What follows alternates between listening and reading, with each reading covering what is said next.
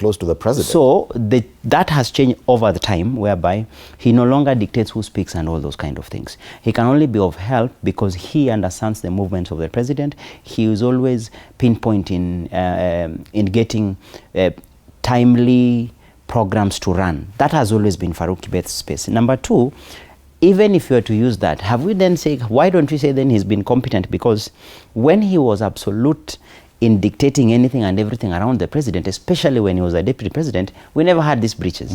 Now when the president has a complete detail that runs the entire operations, and Farouk basically nowadays, in fact nowadays I'm happy for him, he sits more and listen. Because previously, even when I was a speaker, I remember Farouk never used to sit, because his mind was always up and going. One, the president will tell him, you have 45 minutes here. As to how everything will fit into the 45 minutes, it's up to him. And he's such a hands-on person. Farouk is one person you'd always see dictating. He will tell you 2 minutes, and he means it 2 minutes, because once the 2 minutes are approaching, he walks to you and takes over. But that has always been his space. He never even used to bother much about the security, but because of his awareness and his time management skills around the president, it used to work. So if we were to use that analogy, then you would say he was more efficient then, because we never had any breaches. Security matters. Then we can say, because if the accusation is that people like, because Farouk does not control the security detail of the president. I don't think, Fred Mbuli, that anyone can control. These are trained people. It's a manual applied across the global sphere. I don't think it's Kenya is a standalone.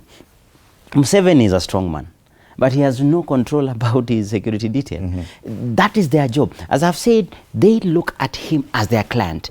It is who they wake up to and sleep thinking about. And as I've said, if it was a question of ad hoc, we would have had so many breaches, so many problems. And okay, let us also give them a bit of some flowers.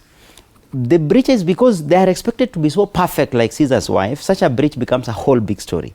But if you are to then be objective a bit and step back away from these 1 or 2 incidences, how comes they have succeeded to contain the president the past 2 years, where he literally walks in the middle of a sea of humanity? Not once, not twice.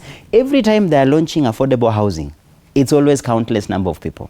Every time the president is launching the market, whatever the market projects that are running parallel to the affordable housing, every time the president is addressing, have you ever seen where the president normally addresses? Like if he comes to Nairobi, he goes straight into Gikomba, whereby there's no even exit entry. In fact, yesterday I saw some analysis that was being done where they have all gumboots, and they say that at least the president with the gumboot, it will be understandable because they've gone to a muddy place, but not for the security. And you could see someone in their police boots that can still function as such. So I can give them a bit of flowers that by far and large, to show you that no one controls them, they have always effectively handled worse scenarios, worse situations where many people are.